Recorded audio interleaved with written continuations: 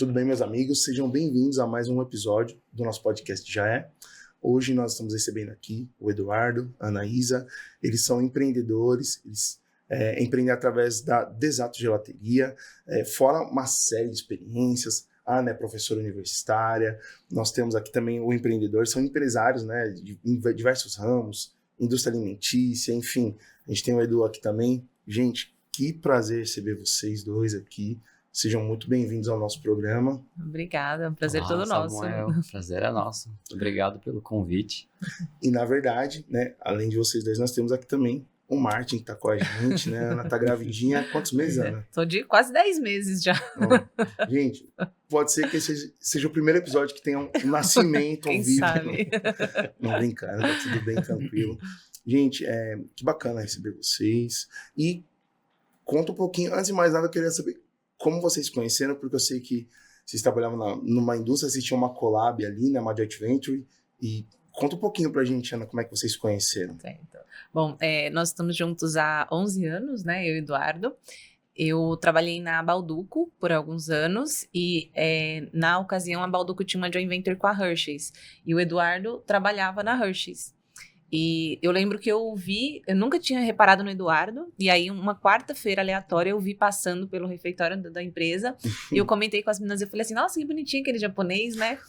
E eu nunca nem saía com o pessoal do trabalho, e aí por acaso no final de semana eu saí, e aí cheguei no churrasco, o Eduardo estava lá, a gente se conheceu nesse churrasco, e aí a gente ficou nesse mesmo dia, e desde então, estamos juntos. E aí a gente manteve o namoro no trabalho escondido, né? Por 2 anos. Não que fosse proibido, mas é porque a gente queria manter nossa privacidade, né? E aí por 2 anos a gente namorou escondido, até que depois houve a separação da joint venture. Eu também acabei saindo da Balduco para ir pro mestrado. E aí depois disso não foi mais segredo para ninguém. Mas mesmo assim, eu lembro que o dia que a gente colocou, na época era o Facebook ainda, aí a gente colocou em um relacionamento sério, né? E aí um marcou o outro. Ah, mas já tinha marcado já. Porque quando você marca, a pessoa fica na... Mas quem é? Aí a gente marcou isso depois de uns 2, 3 anos. E aí um monte de gente do trabalho do Eduardo começou a comentar. Aí o Eduardo até colocou assim, tá vendo como manchete velha também, a notícia velha também dá manchete?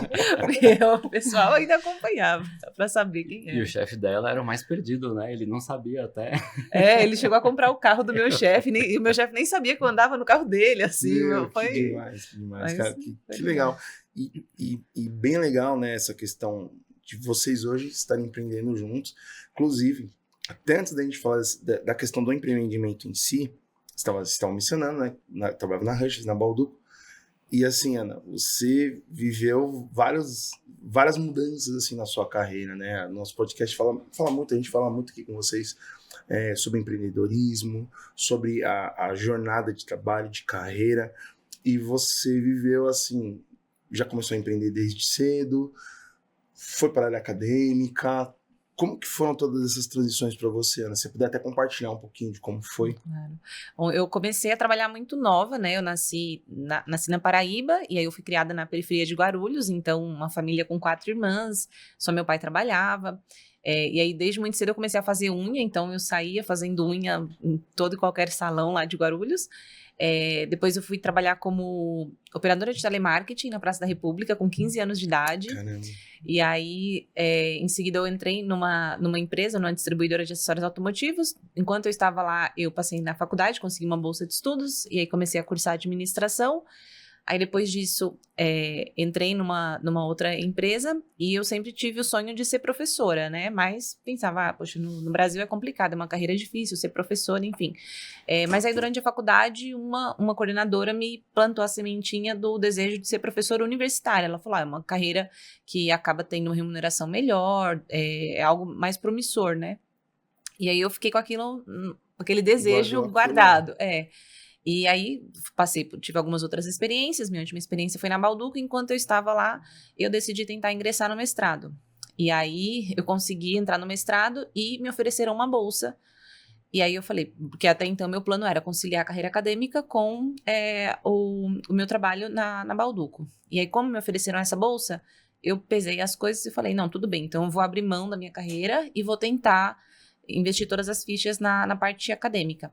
E aí eu comecei o mestrado, larguei meu emprego, fiquei dedicada a isso, tive a oportunidade de estudar na Holanda, fui, voltei, concluí o mestrado, aí consegui uma bolsa para o doutorado, aí emendei o doutorado, novamente fui para a Holanda, voltei, e aí quando eu cheguei na Holanda, estourou a pandemia. E aí, assim, eu vinha daquela sequência de 5 anos, com tudo muito bem planejado na minha cabeça, eu vou terminar... Desestruturou tudo, né? Caiu tudo, assim, já foi por água abaixo. A pandemia, ela viajou no dia 30 ou 31 de janeiro, e aí acho que uma semana depois mandaram fechar tudo. Meu Deus. Tanto que na Holanda, porque ela começou um pouco antes, né? Na Europa. Falou, foi antes do que aqui, né? E tanto que o Eduardo ia me encontrar lá e acabou que ele ficou preso aqui no Brasil, eu presa lá. E, enfim, Meu e Deus. aí, assim, eu consegui concluir meus estudos lá, minhas pesquisas, e aí quando eu voltei, as notícias que nós tínhamos eram apenas de universidades demitindo, né? Aí eu falei, bom, eu abri mão da minha carreira de 9 anos no corporativo para investir nisso, e agora quando eu tô tão perto de concluir, veio todo esse cenário de mudança, eu falei, eu não vou arriscar de novo, porque pode ser que não dê nada, eu não vou ficar esperando, né, as coisas caírem do céu. E aí a gente tirou da gaveta esse desejo de empreender. E aí, há muito tempo, nós já falávamos sobre isso, né? O sorvete era algo que a gente sempre gostou, sempre foi apaixonado. E aí, um belo dia, logo depois que eu voltei, a gente estava almoçando lá numa região próxima de casa. E a gente falou, nossa, vontade de tomar um sorvete. E como era pandemia, sempre quando a gente queria antes disso, quando a gente queria tomar sorvete, a gente ia para Zona Oeste, ia para Pinheiros.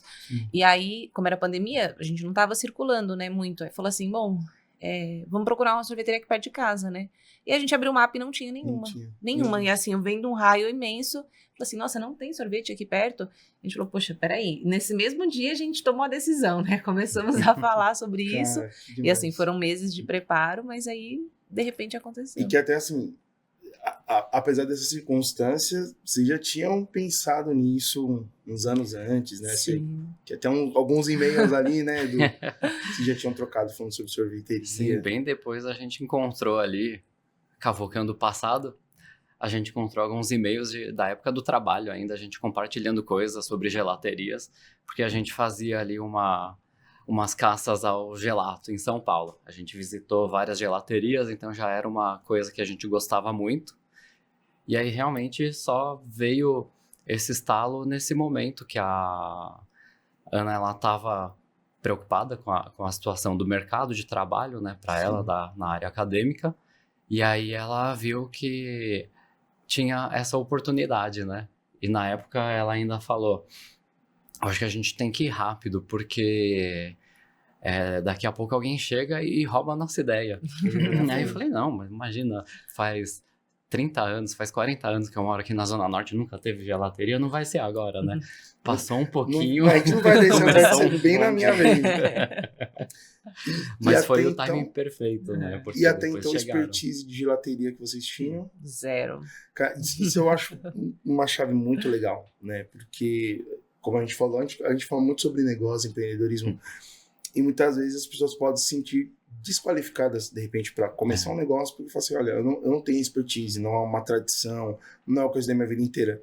A partir do momento que vocês entenderam, vocês traçaram uma estratégia, um plano, e já começaram a colocar em prática, então vocês foram adquirir essa expertise. A gente começou, assim, primeiro a gente foi pelo financeiro, né? Legal.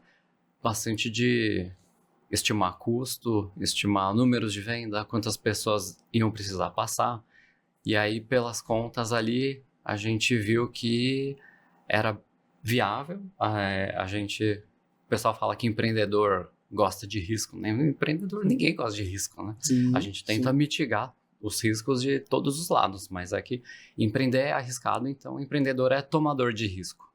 Isso aí não tem como fugir. Mas é como você estava falando, um risco calculado, né? Exatamente. Vocês entenderam uma demanda de mercado, vocês encontraram a praça, falaram, olha, nesse raio aqui não tem.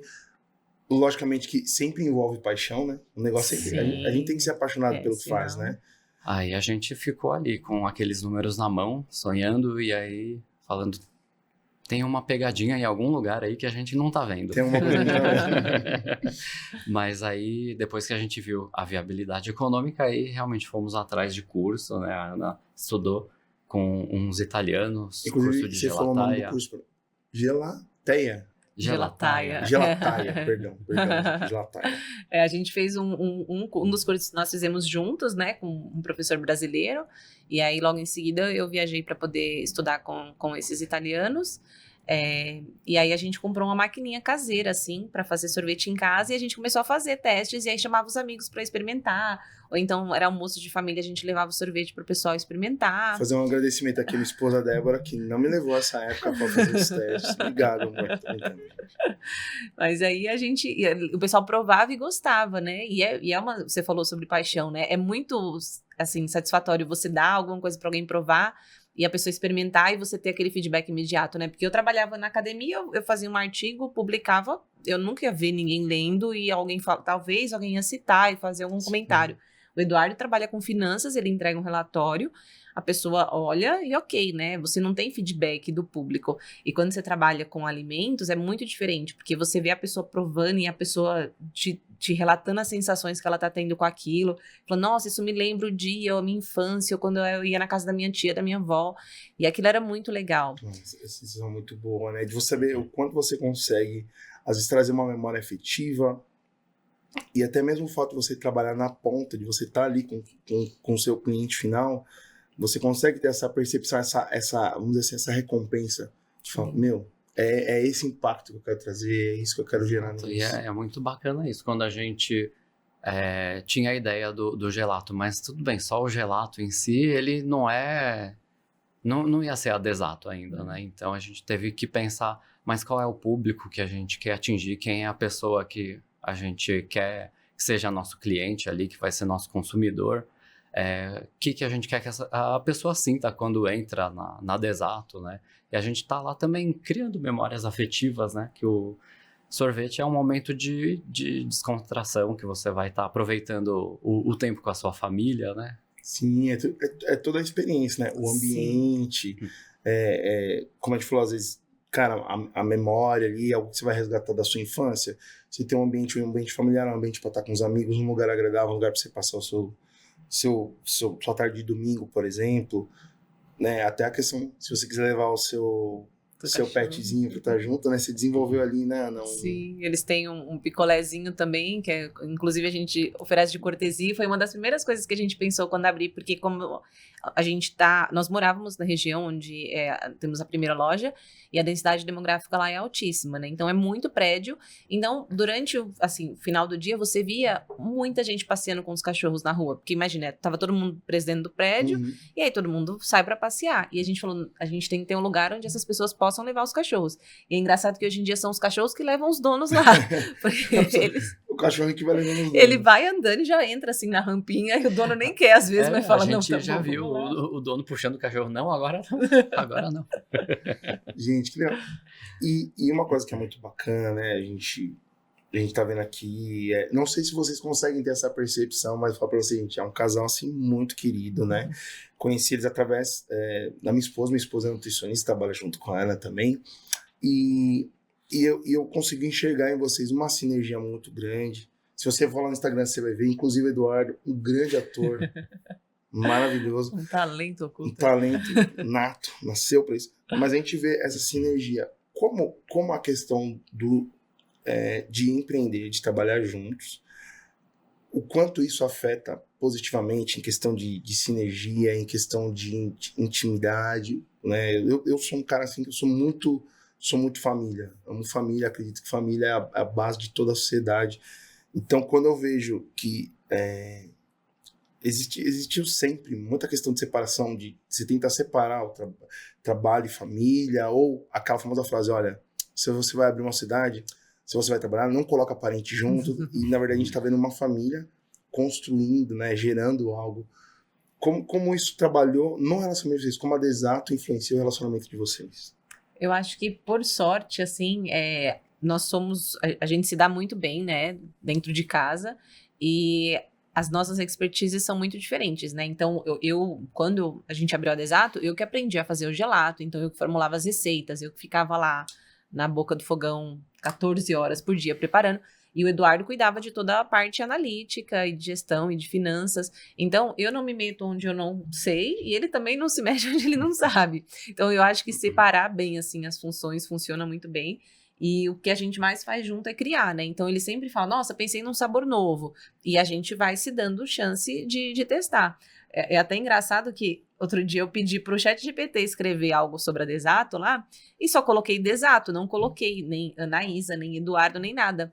E aí o ChatGPT escreveu um texto assim falando que o Eduardo e seu pragmatismo e Anaísa e sua resiliência. Eu falei, como que ele sabe que o Eduardo é pragmático e eu sou resiliente? Uau, meu Deus. Eu falei, quem contou isso pro ChatGPT? Que medo da IA, né? Pois é, mas eu falei, olha só, até o ChatGPT sabe. Então eu acho que essa combinação assim da gente ter esses perfis, o Eduardo ele tem ele é muito criativo também, ele tem muita ideia e ele é muito mais ousado do que eu.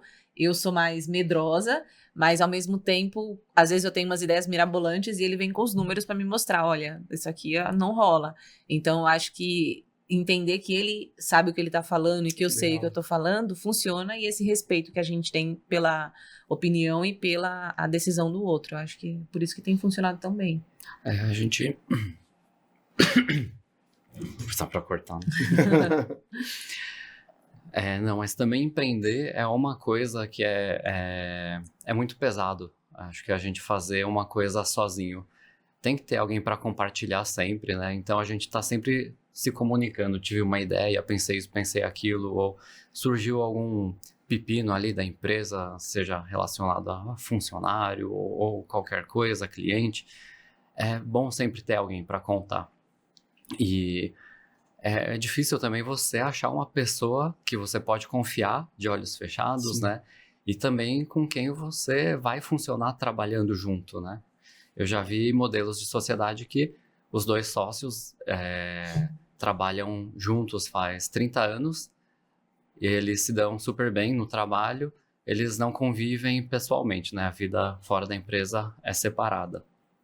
Inclusive, ele foi meu mentor já, me deu muito conselho, e ele mesmo passou isso, né? De tudo ser conversado, né? Você citou essa parte de envolver família no negócio, tudo isso a gente conversou antes também, né? Porque hoje temos família envolvida, mas dá super certo, sim, graças a Deus. Que legal. Eu acho que passa muito por isso que a Ana falou da questão dos papéis e de conseguir casar as características de cada um, né? E você saber privilegiar, né? Eu penso que casamento é sempre uma parceria.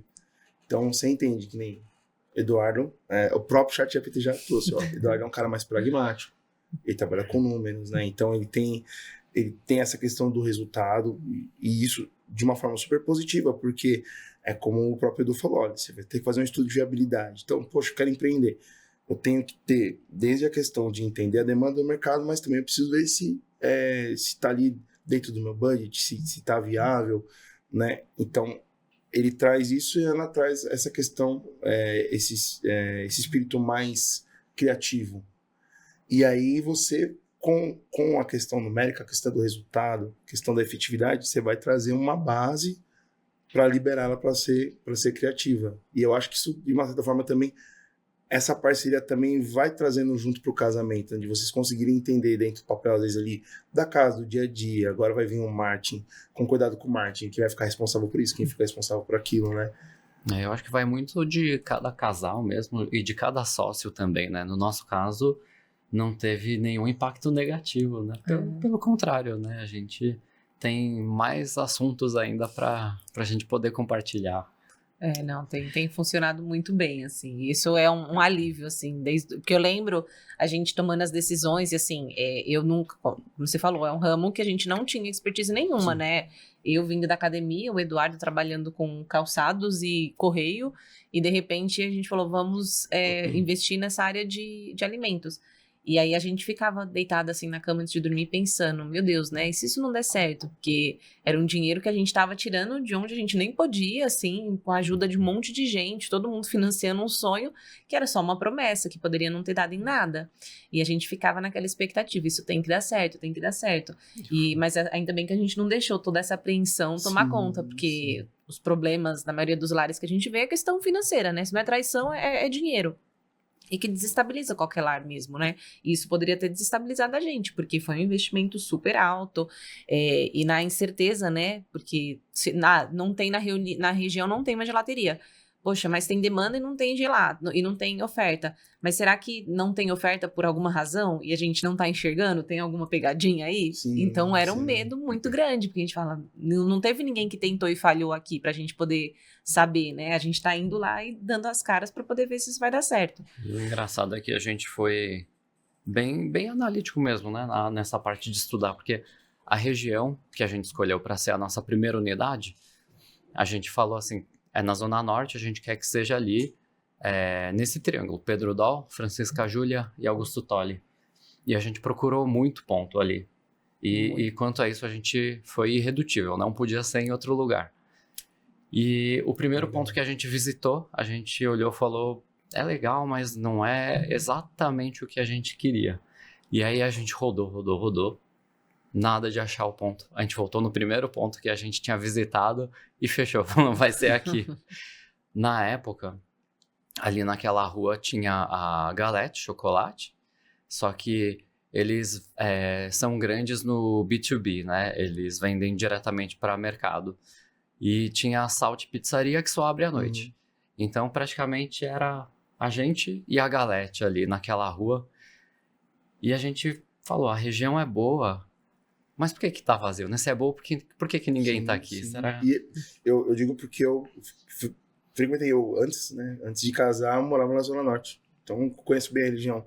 E ali tem assim, é muito residencial ali, né? Sim. Tem vários prédios, vários condomínios, assim. Então, tecnicamente, é um lugar onde você pode ter um lugar para que as pessoas possam ali confraternizar, socializar, descansar. O pessoal é um pessoal muito ativo, que passeia, que tá na rua. Então, seria um ponto muito interessante, Exato, né? E não era explorado, pensou né? isso, né? A pessoa vai pegar o elevador, descer e já tá lá na Desato. Não precisa se preocupar com vaga, nada, né? E depois de um tempo, e aí começou a surgir mais um estabelecimento aqui, mais um outro ali. Hoje a rua tá cheia. Né? E até saiu uma matéria na Folha citando Santana como um polo gastronômico, né? E o quarto maior de São Paulo hoje em dia já, e citando justamente a nossa região, né? Então eles fizeram um guia com 12 estabelecimentos, a Desato está entre eles, né?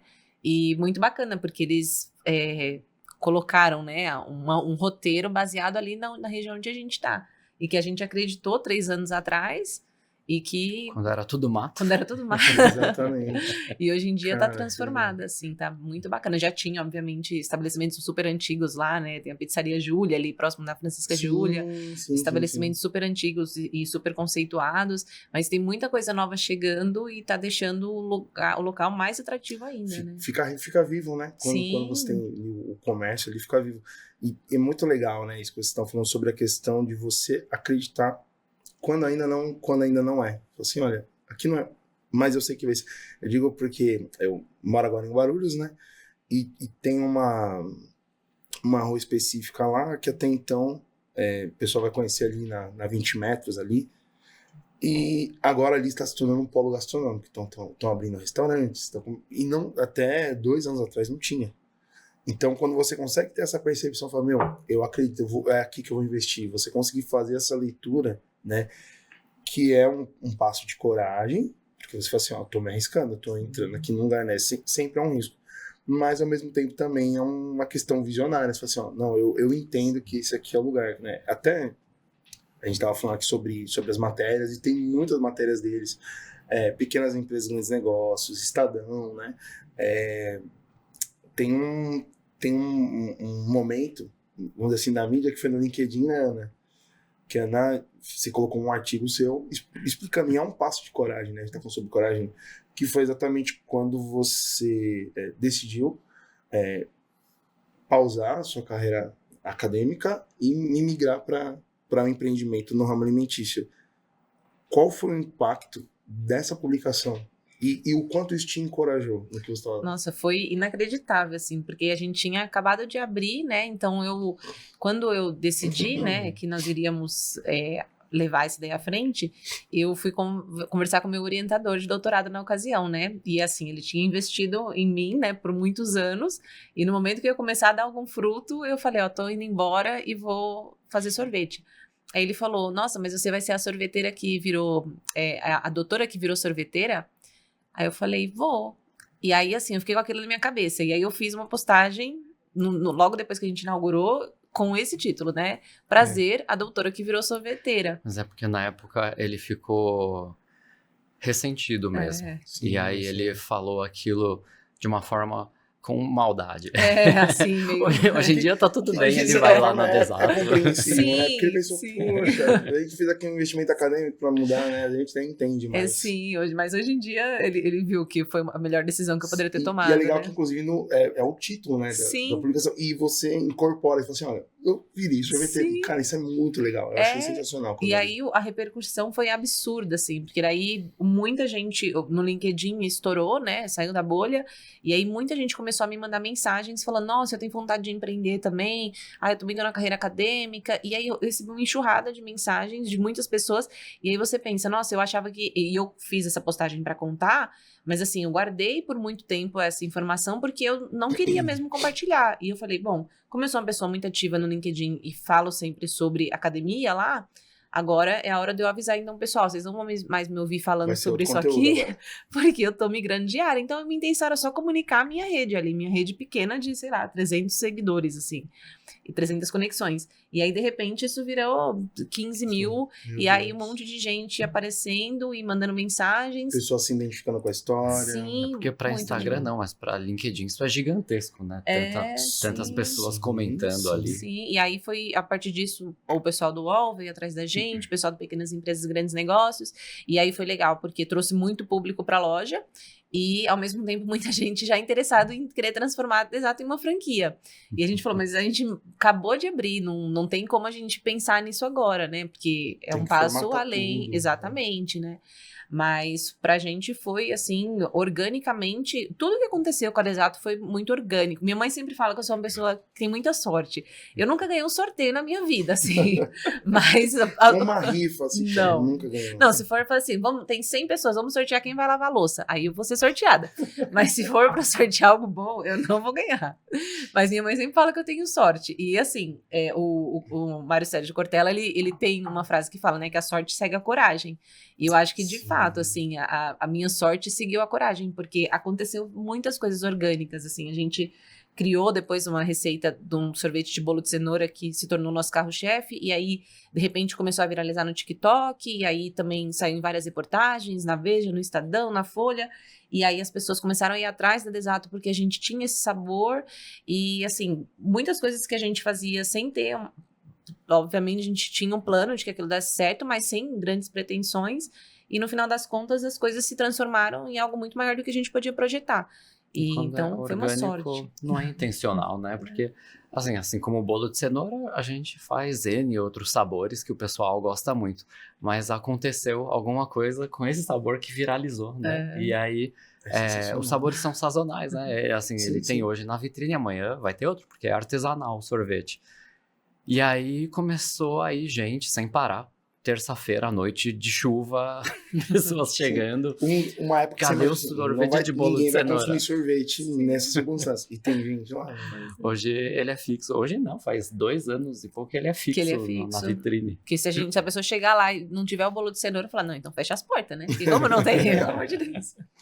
Que inclusive é uma outra coisa sensacional, né? A questão, você estava falando sobre o sorvete artesanal, né? É a questão do frescor. Cara, tudo isso, assim, é muito... Hoje a gente vive nesse momento de industrialização. Até um pouquinho antes aqui, eu ia comentar, acabei não comentando, que eu tava vendo um corte e um profissional que tava falando, olha, hoje em dia não existe sorvete. Você vai comprar, sobremesa. Ele fala, nem a nomenclatura mais que se usa é sorvete. Por quê? Porque, na verdade, para ser um sorvete, você tem que ter os requisitos. Não vou saber especificar na aula, ele especifica, né? Fala, olha, tanto aqui de leite, pode ter gordura hidrogenada, mas tem uma quantidade. Hoje o que você consome ali é basicamente gordura hidrogenada, eles colocam ali algo para saborizar, mas na verdade não tem. Então, essa experiência de você ter, cara, isso aqui é um sorvete de verdade, é natural, é fresco, cara, isso é muita coisa. Junto com o ambiente, como você falou, cara, é um ambiente que até o cachorro quer ir lá. Assim, é muito louco você falar assim, cara, eu consegui construir algo que eu consigo conectar as pessoas a vários pontos. Então, eu consegui, na verdade, vocês fazem um trabalho, de certa forma, ali, que envolve ali a comunidade, as pessoas que moram ali na região. Isso é muito diferente, isso é muito legal. Não, a gente, desde o começo, a gente falou, nós queremos um lugar que seja bonito, agradável e que tenha um atendimento muito bom e que o produto seja muito bom. Então, a gente sempre teve essa combinação de fatores, né? E tem dado certo, né? Mas assim, a gente sabe que a gente não faz nada sozinho, né? No começo, a gente começou muito pequeno, né? Então, eu fazia todos os sorvetes, logo em seguida a gente contratou um rapaz que tá com a gente até hoje, que hoje ele toma conta da cozinha, uma prima minha que lá de Guarulhos também veio para me ajudar e hoje ela assumiu toda a parte do atendimento. Então, a gente se cercou de pessoas muito boas, que hoje, assim, eu sei que eu posso confiar demais neles, que até me permite que hoje eu consiga conciliar a carreira na Desato com a carreira acadêmica. Então, e eles sabem o que a gente gosta, né? Então, eles sabem a maneira como a gente trata os clientes. Eu sei que do jeito que eu trato, eles tratam também. E como a gente tá num bairro que é super residencial, as pessoas chegam chamando a gente pelo nome. Então, é muito legal que eles teve funcionários meus no final do ano que ganharam presente dos clientes, presentes de Natal. Então, é muito legal você ver isso, né? Então, do mesmo jeito que eu sei que eles sabem a importância e os valores que a Desato preserva, né? E eles tentam zelar por isso, a gente tenta retribuir, assim. Graças a Deus, a nossa retenção, assim, o pessoal que tá com a gente, todo mundo tá lá há bastante tempo, o pessoal chega e fica. E é essa equipe que é o meu time, que hoje faz a Desato acontecer e que eu tento zelar muito por isso, né? Ser um ambiente que não só os clientes gostariam de ficar, mas que principalmente a equipe desejaria ficar, que gosta de ficar e que se sente bem estando lá. E eu acho que isso é primordial, assim, para qualquer negócio. Para pegar um gancho também do que você estava falando da artesanalidade e do que a Ana estava falando da retenção, da importância da equipe, né? Essa parte da artesanalidade é engraçado, porque o pessoal fala, hoje estão gourmetizando tudo, que esse sorvete é caro porque fala que é gourmet, então pode cobrar mais caro. Mas não é, a gente não está inventando nada, né? A gente está voltando ao que era antes, na verdade. Porque foi se industrializando tanto as coisas, né, que a gente não tem mais quase nada do que tinha no gelato original, igual você falou, uma gordura vegetal ali, em vez de um creme de leite fresco, né? Um saborizante, em vez de você colocar uma fruta de verdade. Então, é engraçado que a gente não está gourmetizando nada, a gente está voltando a fazer sorvete como se fazia antes, como né? deveria ser. E sobre o que a Ana estava falando da importância da equipe, né? Que quando a gente estava procurando onde está a pegadinha desse negócio, a pegadinha estava aí. Estava aí que dá um trabalho danado você fazer tudo artesanal, você fazer tudo com ingredientes frescos. E aí a Ana falou, né? Ficava lá 14 horas na cozinha, fazendo sorvete, desenvolvendo receita, testando sabores. E demorou até se construir essa equipe, né? Até se construir até a cultura mesmo da Desato, né? Até ir moldando da forma como a gente achava que tinha que ser feitas as coisas. Isso demorou, então é aí que tá a pegadinha. 3 anos que ficou sem final de semana, sem feriado, sem almoço em família, né? Então você pega ali Dia dos Pais, aniversário, todas aquelas datas que as pessoas estão curtindo com a família, a gente tava lá na empresa. Que você trabalha onde os outros se divertem. Exatamente, E hoje em não dia... tem atalho, né? Não tem. Esse ponto que você falou agora, Edu, eu acho que é um ponto-chave, né? Dentro disso que a gente tá falando sobre... E é bacana, a gente tá batendo aqui um papo, falando, na verdade, a gente tá falando sobre a vida de vocês e ao mesmo tempo a gente vai encontrando vários caminhos quando a gente fala sobre negócio, né? E a Ana falou uma palavra importante, que é retenção. Então hoje quem tem um negócio, a pessoa já pensa, cara, tão importante quanto conquistar, talvez mais difícil do que conquistar um cliente, porque você pode criar algum cenário ou algum produto que num primeiro momento você atrai o cliente. O que é difícil é você reter, você manter, tornar ele uma pessoa fiel. Só que às vezes o segredo é você transcender isso. Então hoje, na verdade, o que vocês têm? Vocês têm mais clientes, vocês têm amigos, vocês têm pessoas que fazem parte ali de uma certa forma de uma comunidade. Pessoas que falam assim, cara, eu gosto do sorvete, mas eu também gosto do atendimento, eu gosto do ambiente, enfim, e tantos outros fatores. Então isso passa por tudo, como vocês falaram. Um ambiente, um lugar bonito, um lugar diferente, um produto diferente, com um cuidado. E vocês tocaram num ponto que é muito importante, que são os colaboradores. Porque dá trabalho. Então você tem que gerar pessoas que vão ter ali um nível de profissionalismo, de excelência, e ao mesmo tempo são pessoas que absorvem a cultura da empresa.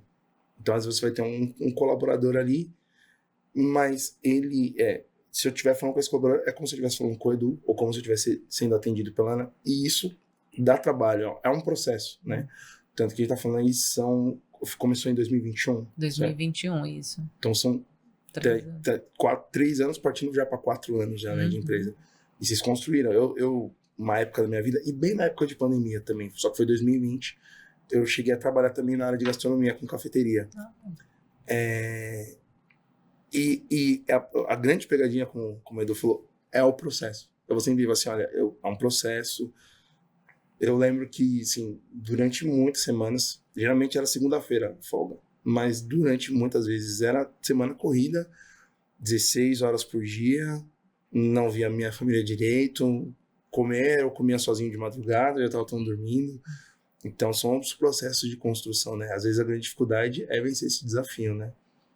Não é fácil não, e porque você falou, quando todo mundo tá se divertindo, você tá trabalhando. E quando você tá nessa área, assim, de alimentos, principalmente, a gente abre todos os domingos. E domingo é o melhor dia da semana sempre. E, assim, eu, obviamente, ia preferir ficar curtindo o domingo também. Só que a gente sabe que alguém precisa trabalhar para que os outros possam curtir. E quando você toma essa decisão, é uma coisa que você precisa ter muito em mente, assim, saber que você vai abrir mão de muita coisa. Foi por muito tempo a gente abrindo mão. Mas hoje em dia, assim, a gente consegue ter muito mais flexibilidade, porque a gente tem uma equipe muito boa aqui, as coisas funcionam sem a gente precisar estar lá. Então, até por isso que a gente decidiu ter um filho, porque a gente sabe que agora a gente vai conseguir ter mais esse tempo, né, essa liberdade para poder se dedicar também à criação do nosso filho. Mas não é algo que se constrói do dia para a noite, né? E essa retenção é algo que dá pra gente também essa tranquilidade, né? Assim, essa motivação, inclusive, né? A gente recentemente saiu num ranking, alguns críticos que têm uma voz forte na internet fizeram um ranking de das 30 melhores sorveterias de São Paulo, em 3 categorias diferentes, né? Então, as 10 piores, foi bem polêmico, né? As 10 piores, as 10 intermediárias e as 10 melhores. Isso é complicado. E aí a gente ficou na expectativa, porque eles foram soltando aos poucos esse ranking, né? E aí virou como meio que uma Copa do Mundo, porque saía a primeira leva e o pessoal mandava assim no Instagram, nossa, a Desato não apareceu lá ainda, hein? Aí nós éramos a única sorveteria da Zona Norte nesse ranking. Porque eles colocaram na foto, assim, foi uma colagem. Apareciam todos os avaliados, mas não estava posicionado ainda. Exatamente. E a gente não sabia que eles tinham visitado, porque eles foram a Paisana, né? Então, nós nem sabíamos que estávamos concorrendo. E aí, saía a primeira leva, o pessoal mandava, nossa, olha, a Desato não saiu nesse ainda, hein? Será que vem no próximo? Mas saiu o próximo, a Desato ainda não tá aí. Aí, quando saiu dos 10 melhores, nós estávamos lá entre os 10 melhores no 6º lugar, né? Então, a 6ª melhor sorveteria da cidade de São Paulo. E aí, deu uma baita repercussão. E era muito legal ver o tanto de comentário que tinha das pessoas falando, a Desato é ZN, a Desato é ZN. Então, ver as pessoas defendendo a Desato é muito legal. Isso, é o que me deixa mais feliz hoje, é ver que as pessoas têm uma paixão pelo lugar. E não é assim, a pessoa gosta de mim, gosta do Eduardo, ela gosta do sorvete, ela gosta do atendimento e ela defende a marca, porque ela vê a gente conseguiu humanizar isso bastante, né? Isso. E é muito bacana. E ver que eles vão lá e se sentem bem, independente de nós estarmos lá ou não, porque a gente tem uma equipe que faz as pessoas se sentirem acolhidas, a ponto das pessoas se tornarem defensores da marca. E aí foi lá, o pessoal comenta, e sempre quando a gente posta alguma coisa, comemora qualquer vitória, as pessoas ficam felizes pela nossa conquista também. Então, isso é sensacional, é muito legal. Muito legal. E esse ponto eu achei sensacional. O investimento no colaborador, a ponto de vocês gerarem pessoas como vocês. E pessoas que entendem o mesmo propósito, a mesma missão, fazem a mesma entrega e o mesmo impacto ali na comunidade. Tanto que hoje vocês têm ali uma torcida ali com vocês. Você tem pessoas que vestem a camisa, pessoas que se sentem parte como uma família. Isso é muito legal. Inclusive, hoje vocês já estão com quantas unidades, Ana? A gente tem 2 unidades. 2 unidades. A gente temos a primeira loja, né, no Alto de Santana, e aí surgiu o convite para a gente abrir essa segunda unidade num Open Mall, lá próximo do Campo de Marte, e Foi uma ótima decisão, né? Porque daí trouxe muito mais visibilidade. A gente saiu de dentro do bairro e se tornou, tá ali na avenida principal, então a circulação de pessoas muito maior. É um público muito diferente, né, das duas lojas, então você precisa entender muito bem quem é a sua persona em cada um desses espaços. Mas o plano é, em algum momento, a gente conseguir crescer mais, né? Porque agora a gente tem outro empreendimento para dar conta. E a gente sempre recebe muita proposta, né? De gente querendo expandir o negócio, a gente propondo sociedade. Só que a gente acha que funciona muito bem nós dois, por enquanto, né? Então, a gente quer manter do jeito que tá, né? E não dar nenhum passo maior do que a gente pode, né? Mas, com certeza, o plano é a gente conseguir expandir isso. Que legal também entender isso, falar que eu tenho um público, é um outro público, é uma outra abordagem, pode ser uma outra dinâmica de atendimento. Vocês tiveram que fazer algumas adaptações, então, lá no Open Mall. Sim, total, porque é muito diferente. O público lá tem o pessoal que trabalha nas empresas e que vai lá tomar um cafezinho durante a semana, só que o final de semana lá é um ponto de fluxo, né? Então as pessoas vão almoçar num restaurante lá do shopping, aí passa, vou tomar um sorvete aqui. Então a gente tem um cartãozinho fidelidade que a gente consegue medir a frequência das pessoas, né? Mas a gente vê que lá tem muita gente que não vai lá uma vez por mês, igual a outra loja. Na outra loja a gente vai uma vez por semana. Nessa ali, às vezes é uma pessoa que tá de passagem, que tá só passeando. Existem mais clientes eventuais, exatamente, por exemplo. Sim. O fluxo é muito diferente. Então, não tem tanto...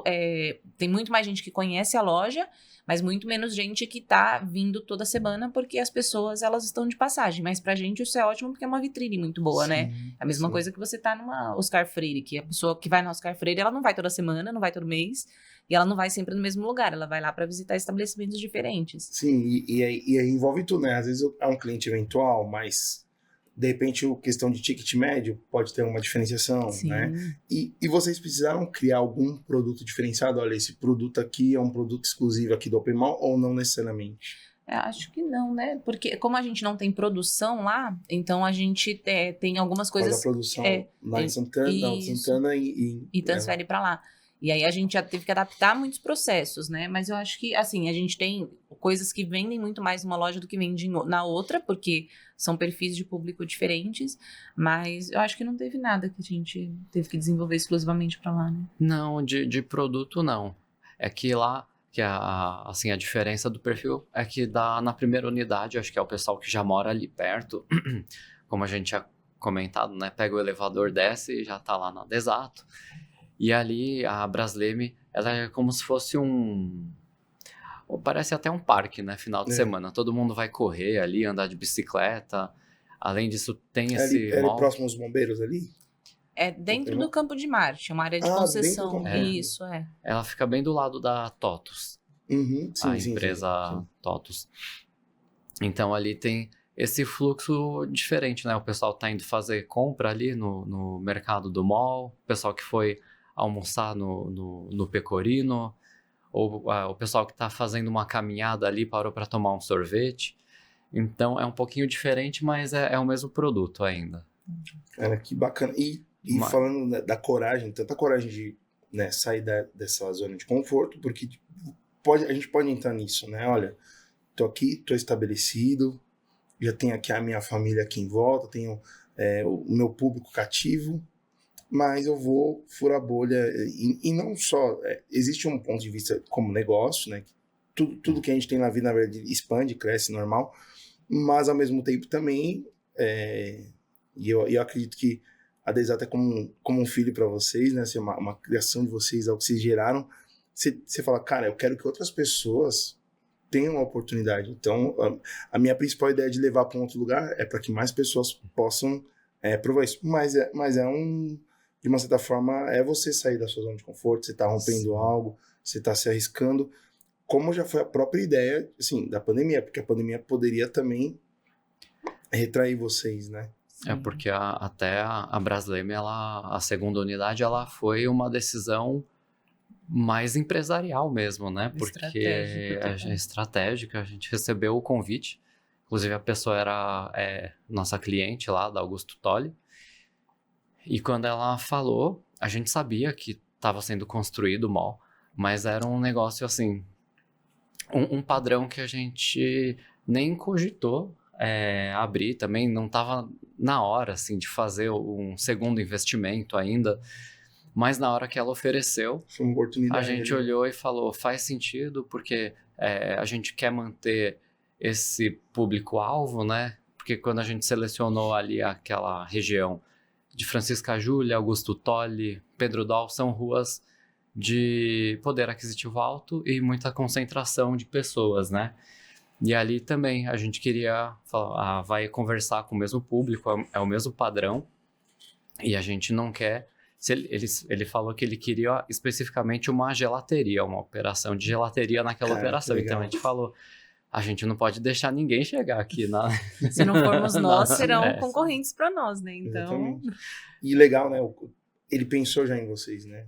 Então, você vê como o produto, o atendimento, e quando eu falo produto é tudo, né? Não só o gelato, mas toda a experiência que ele vive. Quando ele tem essa entrega, primeira pessoa, além de ser já um cliente, mas a primeira coisa que ele pensou, vou convidar o pessoal da Exato.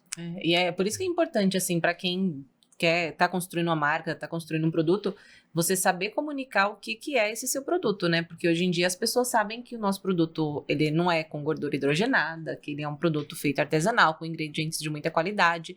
E isso, a pessoa que chega lá, ela consegue perceber qual que é o custo-benefício daquele produto. Sim. Porque não é um produto, você não vai pagar R$2 igual você pagaria numa casquinha do McDonald's, né? Mas a importância de quando você tem uma marca, você conseguir trabalhar e comunicar isso para as pessoas é muito importante, para elas poderem dar o valor e entender por que elas estão pagando o que elas estão pagando por aquilo. A gente postou na semana passada, dia 23, foi comemorado o Dia do Sorvete, e aí a gente fez algumas publicações nas redes e um dos vídeos viralizou no TikTok. E no TikTok, assim, as dimensões são absurdas, né? Sim, e aí, muito grande, né? E assim, o nosso produto, no vídeo a gente fala o valor de um dos produtos. E aí uma pessoa foi e comentou, nossa, por esse preço eu compro 5. Aí eu falei assim, não compra, né? Porque não é o mesmo produto, assim, você vai comprar, era o picolé, né? Ela fala que comprava 5 picolés com o valor que ela compraria um na nossa loja. Só que não é o mesmo produto. Exatamente. E aí, assim, não vale a pena você ter o esforço de tentar convencer aquela pessoa de que não faz sentido o que ela tá falando, porque são públicos muito diferentes. Ela não vê o mesmo valor que quem segue, quem vai na minha loja, conhece o produto, entende como é feito o produto, consegue perceber o valor. Então, é muito importante, assim, ter a consciência de quem é o público com quem você quer falar. Sim. E entender que, ok, tem gente que não vai conseguir perceber o valor daquilo. Percepção de valor, é isso mesmo. Se ela for lá experimentar e conhecer e estar disposta a entender também, né, o que quer dizer isso, aí, ok, você consegue conquistar, porque a pessoa vê o valor daquilo, ela gosta e ela volta e ela vai passar a comparar com os outros, né? Hoje em dia, o pessoal comenta muito na internet, você toma um café ruim, quando você começa a tomar um café bom, é um caminho sem volta. Entendi. Você comeu um chocolate. Verdade. Não tem mais volta, você não consegue mais. Uma vez você comeu um chocolate bom, você não consegue mais voltar para um chocolate ruim, ser uma cerveja boa, uma cerveja ruim. Então, assim com várias coisas. Eu, por muito tempo, tomei café ruim e não percebia. Por muito tempo, eu tomei sorvete ruim e não percebia. Hoje em dia, se eu for num restaurante e aí a sobremesa é com sorvete, eu já falo, não precisa vir de sorvete. Porque eu sei que eu não vou gostar. Às vezes você até pode, fala assim, não, vou pedir modo sobremesa, me traz um pudim, melhor. Exatamente. Mas porque, assim, existem públicos e produtos. E aí você vai escolher que tipo de público você quer atingir e tudo bem, assim. Eu fui no supermercado esses dias e vi uma garrafinha de suco de 350ml por R$23. Eu falei, meu Deus, R$23 uma garrafinha de 350ml? O que eu vou fazer? Eu vou lá no Instagram dessa marca e falar que absurdo vocês estarem vendendo? Não, eu simplesmente não vou comprar, porque eu não sou o público daquele suco. Sim. E assim, tem gente que gosta de reclamar das coisas. Eu não vou reclamar porque eu não sou o público. E se tá ali é porque aquele produto tem o público deles. Então, do mesmo jeito que o consumidor precisa entender isso, a marca precisa entender também e saber direcionar muito bem a comunicação dela, né? Porque essa segmentação é o que mais importa. Se você segmentar errado, esquece, não vai ter plano nenhum que vai dar certo. É tudo, né?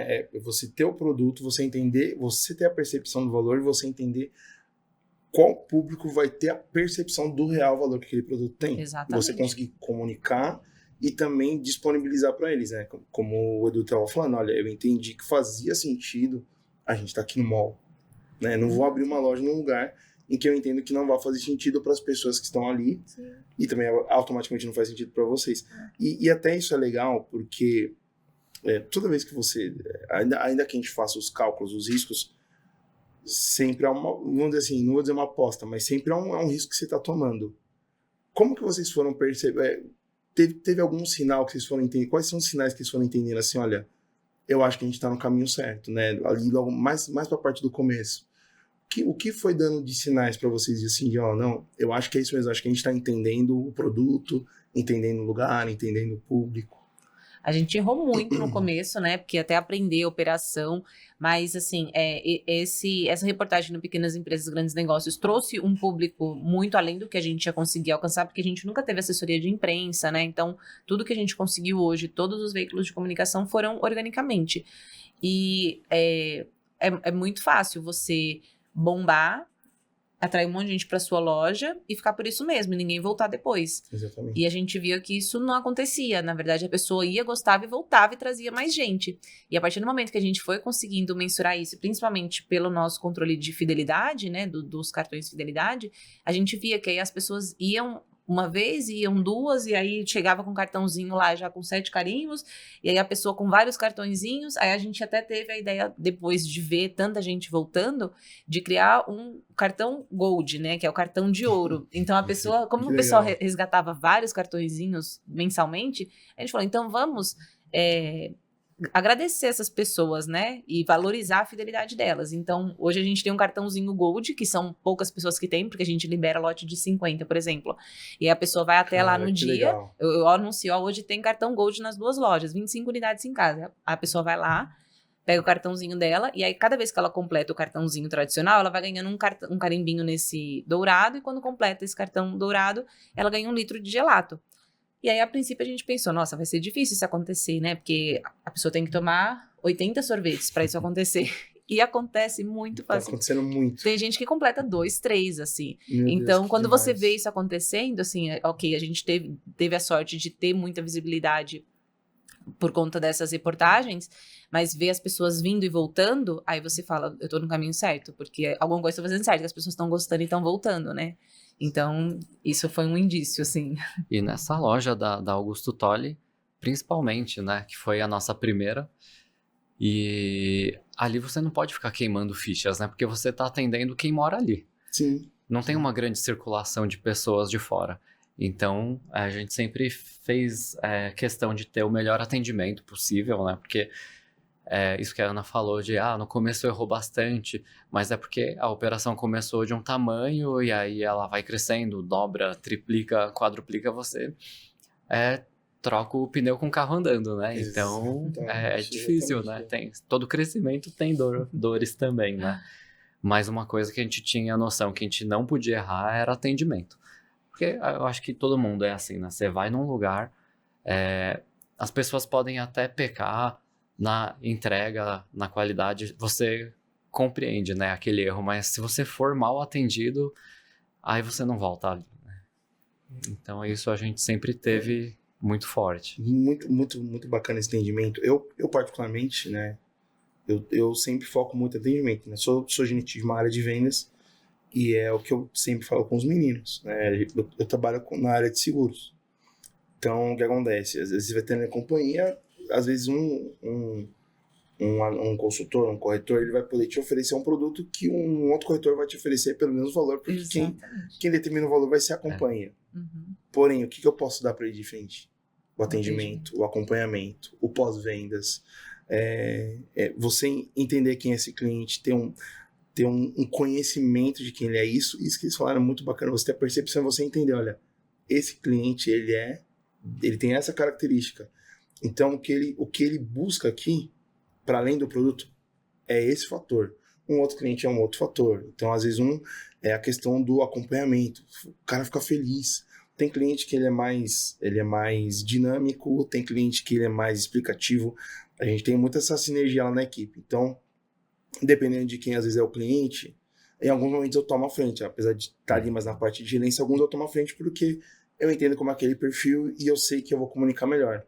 Como tem clientes que às vezes tá falando, eu tô ali num atendimento com ele, ou já o conheço, e eu transfiro ele para um determinado analista, né? Então eu falo, olha, ele é dinâmico, eu sei que eu sou um cara prolixo, então eu falo, entende aqui você conseguir perceber as realidades e saber trazer isso. E sempre essa parte do atendimento é uma coisa que me encanta ainda Ontem eu tava conversando com os meninos lá na área. Essa semana fez 2 anos que eu me casei. Eu passei em Paraty, minha lua de mel. E eu fui numa hamburgueria lá. Cara, eu vivi uma experiência tão legal que eu fui e geralmente assim, passei uma semana ali de lua de mel. Então, eu amo comer. Não nega minha barriguinha, não nega quem viu aqui no outro episódio. Meu Deus do céu, né? Nem vou comentar. Mas, então eu sempre vou num lugar, eu quero conhecer lugares novos, quero comer comidas diferentes. Mas aquele lugar eu fui umas 2 vezes. Porque eu fui uma vez e no último dia eu falei, eu quero comer lá de novo, porque foi uma experiência tão rica. Desde o produto, passando pelo atendimento. Aí fiz questão de conhecer o chefe, aí ele veio, conversou comigo, explicou. E a gente ficou conversando, ele era até um uruguaio. Aí no final, são pequenos detalhes mais que marcam o cliente. A gente ficou ali conversando e aconteceu uma situação e ele falou, meu, você fez um negócio aqui muito engraçado na internet. Ele falou, meu, que eu acabei colocando no Instagram e eu errei o nome do rapaz que veio na gente. Eu mudei o nome do dono da empresa. Era tipo, o nome dele era Rodrigo, eu chamei de Marcelo. Aí ele veio e falou assim, meu, vamos fazer um vídeo, só, nem era pra rede social, só pros colaboradores, porque todo mundo ficou confuso. Grava um vídeo me chamando pelo nome errado. Aí a gente gravou um vídeo, ficou conversando, e no final a gente falou, ó, vou dar uma sobremesa aqui pra você. Então são pequenos momentos que você vai criando ali, e aquilo faz você ser um cliente fiel. Sim. E eu tava mostrando, eu perdi ontem a foto, falei, eu não vejo a hora de ir pra Paraty de novo, só pra poder comer nesse lugar. Que é a mesma situação que vocês acabam vivendo lá, né? Não, mas isso é muito verdade, assim, porque existem perfis muito diferentes. Tem pessoas que são sensíveis a preço, e no caso da Lives, vocês trabalham com seguros. Tem gente que vai ser, não importa o atendimento, ela vai querer o que é mais barato. Sim. Do mesmo jeito que a pessoa não importa o sabor do sorvete, ela vai querer o sorvete mais barato que ela quer se refrescar. Não importa o sabor da pizza, tem pizza de 100, tem pizza de R$10, que o cara vende na bag da moto. Então, são perfis diferentes. E algumas pessoas são mais sensíveis a um quesito e outras pessoas são sensíveis a outros. A gente reconhece que nossa missão é ter um produto muito bom com um atendimento muito bom, e aí a minha preocupação vai ser o quê? Em tentar encontrar quem é esse cliente. Não quer dizer que a pessoa que ela só toma, que ela não paga mais do que R$4 no sorvete, em algum momento ela não vai querer vir. Pode ser que ela tenha a curiosidade, venha, e Sim. eu vou querer cativar essa pessoa também para poder conquistar a retenção dela. Mas são públicos diferentes, né? E perfis de pessoas diferentes. Então você tem que entender e trabalhar em cima disso, né? Tentar desenvolver, reconhecer quem é e focar sua comunicação nisso, né? Porque senão quando você tenta falar com todo mundo, você não tá falando com ninguém. Na verdade, você acaba não falando com ninguém. Se você não sabe pra quem você tá comunicando, pra quem você tá ofertando, na verdade... Ninguém tá escutando. Você tá jogando, é tipo o Chaves lá gritando, refresco, né? Exatamente. E, na verdade, você entender e você poder ser intencional nisso. Isso é muito... eu acho que isso é muito assertivo e é bacana, né? A gente tá aqui batendo um papo descontraído e você vai vendo quantas coisas você vai aprendendo sobre, desde a parte de planejamento, investimento em colaborador, você ter um desenho, você ter uma clareza do perfil do seu cliente, né? Todas essas coisas vão sem tirar os elementos de paixão, de criatividade, né? Das coisas que a gente gosta. Que, inclusive, uma coisa muito legal, Ana, é que apesar de você ter pausado a sua carreira acadêmica, hoje você concluiu e hoje está dando aula, né, Ana? Que era o seu sonho, né? Sim, tive a oportunidade de voltar. Então, para mim, é o melhor dos dois mundos, assim, porque quando logo que a Desato começou e deu super certo, eu me vi tão apaixonada que eu nem conseguia me imaginar fazendo nada além daquilo. Eu falei, nossa, eu me encontrei, nunca imaginei que eu ia ser tão apaixonada como eu sou hoje pelo que eu faço. E aí, de repente, surgiu a oportunidade de voltar, e aí quando eu entro na sala de aula, eu falo, nossa, eu gosto demais disso aqui, meu Deus do céu, isso é muito legal. Então, é muito bacana você viver 2 sonhos, assim, em paralelo, né? Obviamente que exige muito esforço, porque é cansativo, acordo, saio de casa antes das 6 da manhã, mas é muito bacana, assim, é muito... te dá uma satisfação muito, muito grande. E saber que não é excludente, né? Então, Exato. Às vezes a pessoa vai, por exemplo, a gente tá falando sobre empreender, então a pessoa vai empreender e ela pensa, bom, como eu vou empreender agora? Né? Ter às vezes aquela abordagem, vamos dizer assim, pessimista. Como eu vou abordar agora? Então significa que eu vou perder a minha vida, vou perder os meus sonhos, que eu vou me dedicar para que ser o meu ganha-pão. E na verdade, você não precisa ter essa visão. Você pode entender primeiro que é um prazer aquilo. Como você mesmo falou agora, eu me descobri naquilo, eu falei, eu não me imagino fazendo outra coisa na vida, né? Você não ficou com um pesar de, olha, eu estou aqui, mas queria tanto ser uma professora universitária. você se encontrou, se realizou.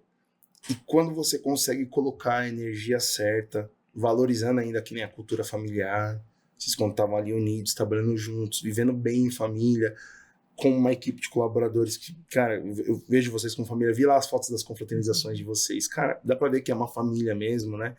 E você vai vendo tudo isso, e quando você percebe, na verdade, o empreendimento ele pegou e te possibilitou retornar, te deu uma sustentação para você retornar na área acadêmica e até hoje você conseguir conciliar as duas coisas, elas não precisam se excluir. Sim. Você pode viver no paralelo, né? Até você, né, Edu? Hoje você não tá 100% nada exato, né, Edu? Não. Perto da Ana, eu faço 1%. O Edu é só o garoto propaganda hoje. Gente, por favor, assistam os vídeos da Desato, são muito bons. Mas isso a gente consegue hoje fazer, né? E era uma coisa que a gente tinha medo, porque a gente vê, acho que é algo que mais acontece nos comércios hoje em dia, que é você virar refém. Então, o dono virar refém. E aí, quanta gente a gente não conhece, assim, que não folga nenhum final de semana, que não consegue tirar férias há anos, e que a pessoa sabe que se ela não tirar a barriga ali do balcão, o negócio não funciona.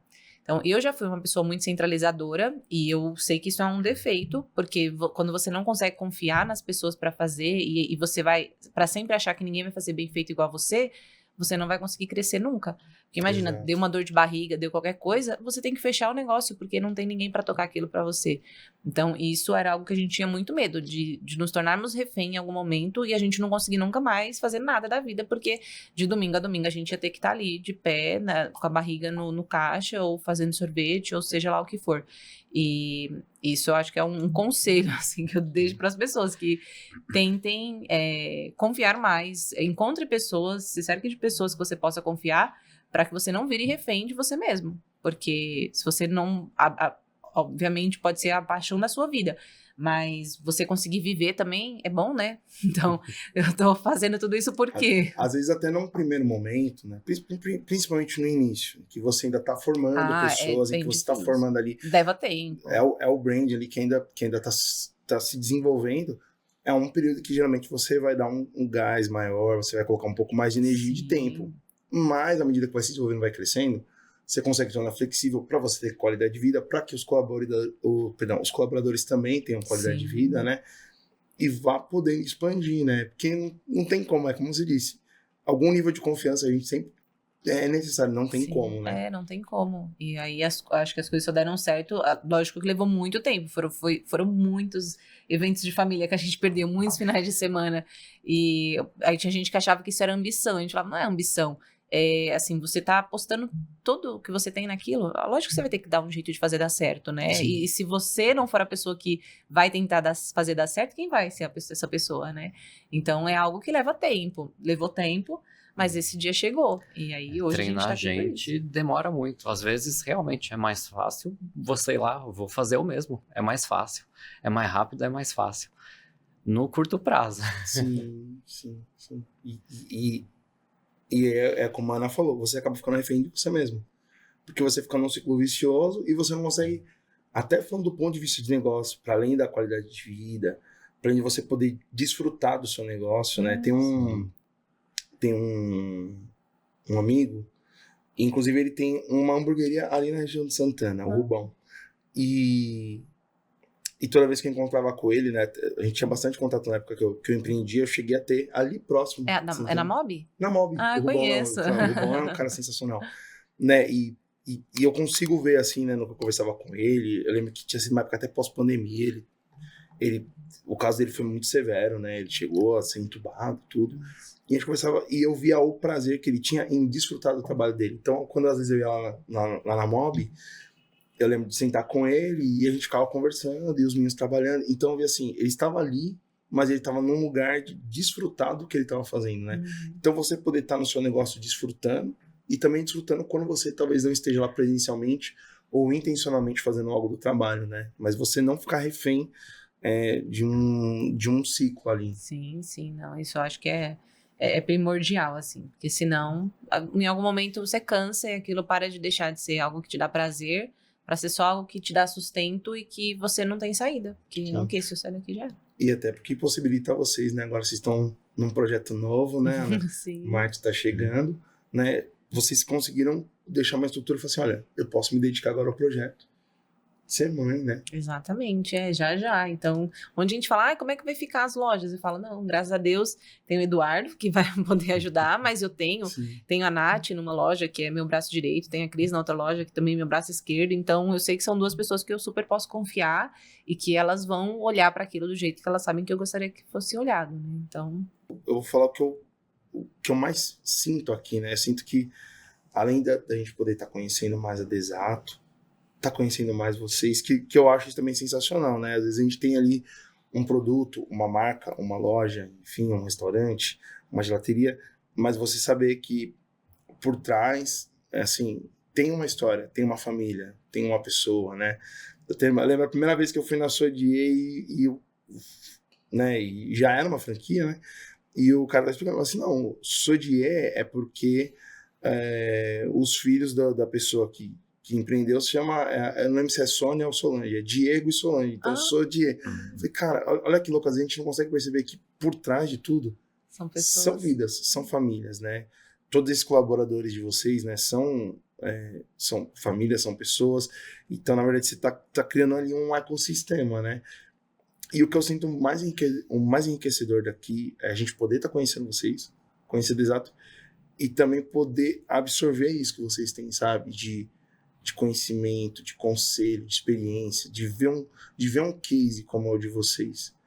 E eu até queria pedir para vocês, assim, se vocês pudessem deixar uma mensagem de encorajamento, uma mensagem de resiliência, de percepção, de pontos que eles possam deixar. Enfim, quero deixar vocês livres, mas queria muito ouvir vocês poderem deixar um registro aqui, pessoal. Quer falar?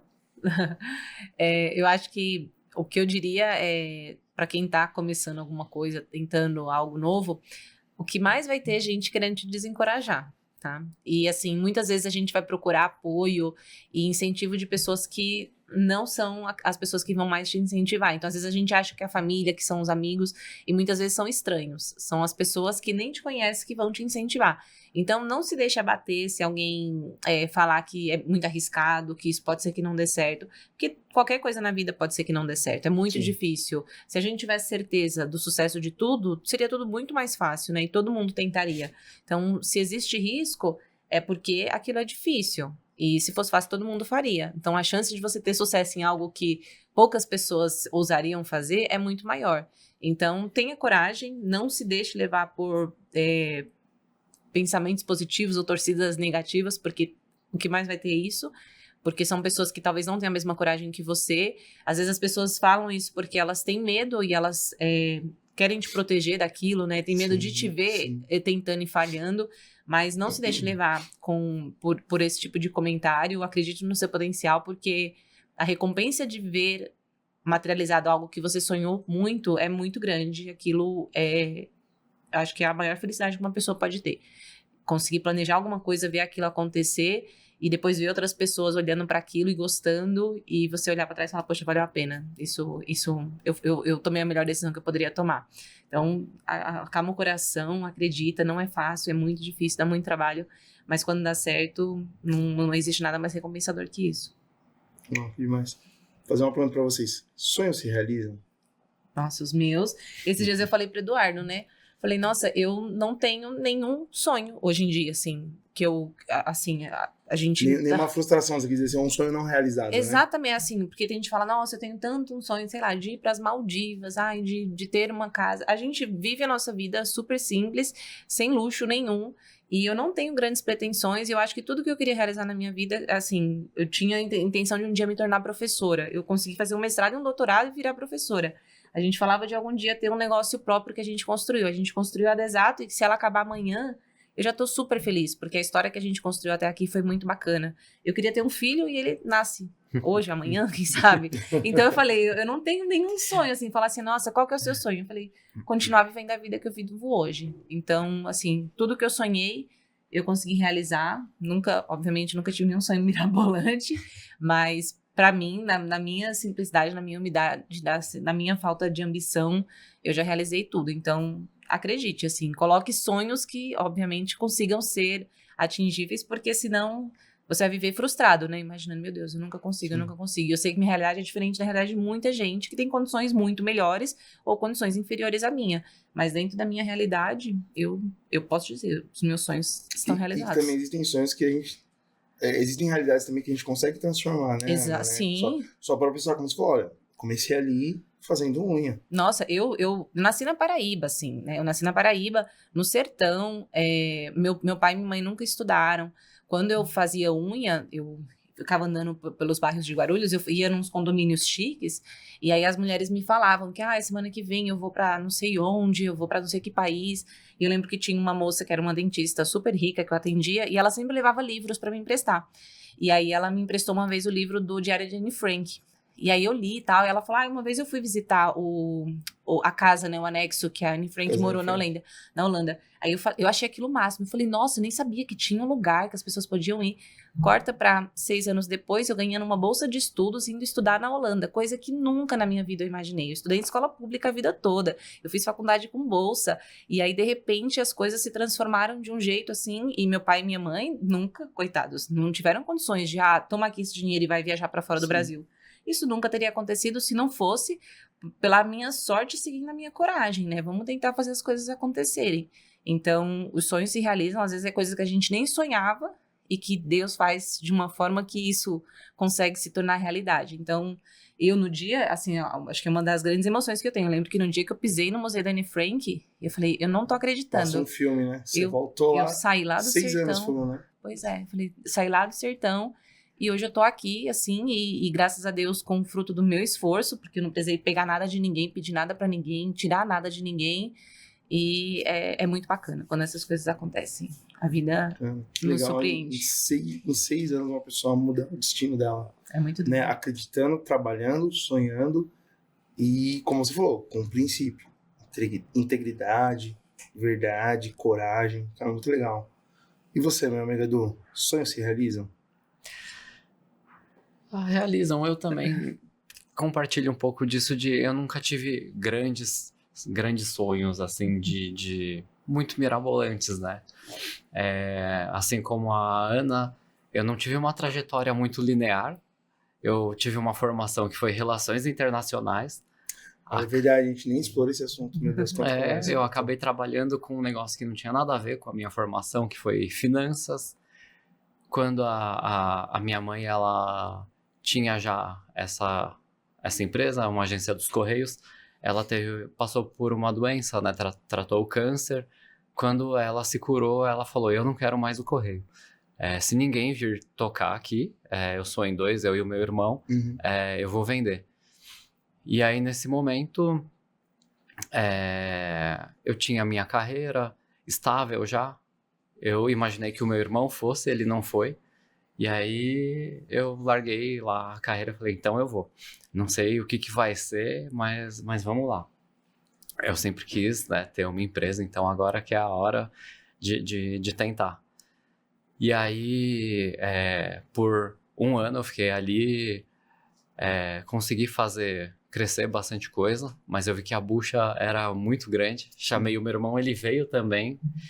E aí a gente teve essa coisa de saber que o Correio não ia ser para sempre, né? Porque é uma empresa pública, a concorrência estava vindo forte com transportadora. Por concessão, né? Por licitação.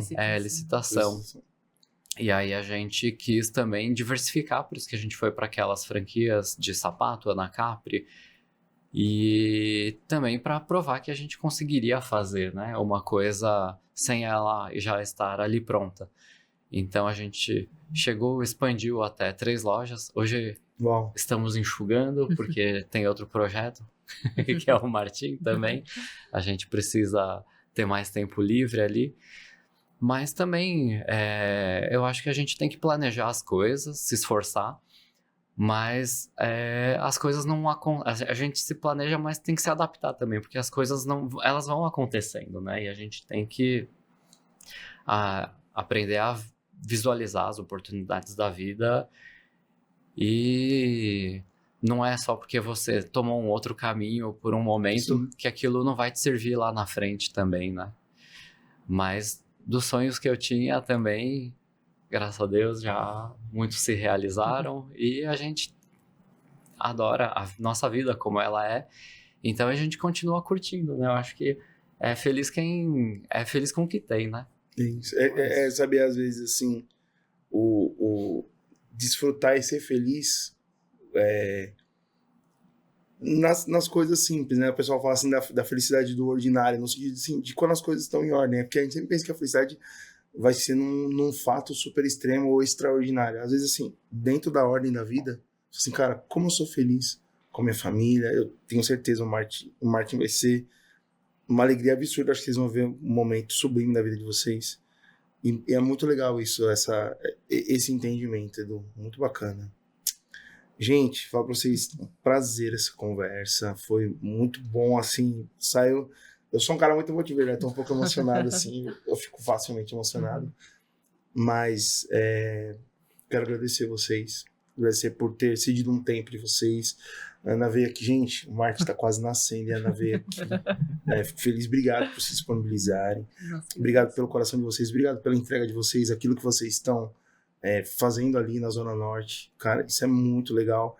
E por inspirar aqui os nossos espectadores, né, com conselhos, com ensinamentos, mas principalmente com o caráter, com a história de vocês, com a coragem de vocês, né?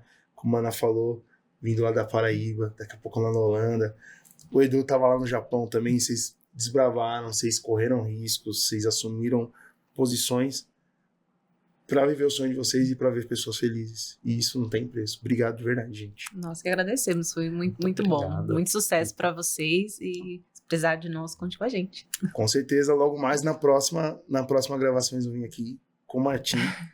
E vai ser um prazer estar com vocês aqui mais uma vez, viu, gente? Obrigado, Ana. Obrigado, Edu. Obrigado aí, nossos espectadores. Eu espero vocês aqui nos próximos episódios do nosso podcast Já É. Um abraço, gente.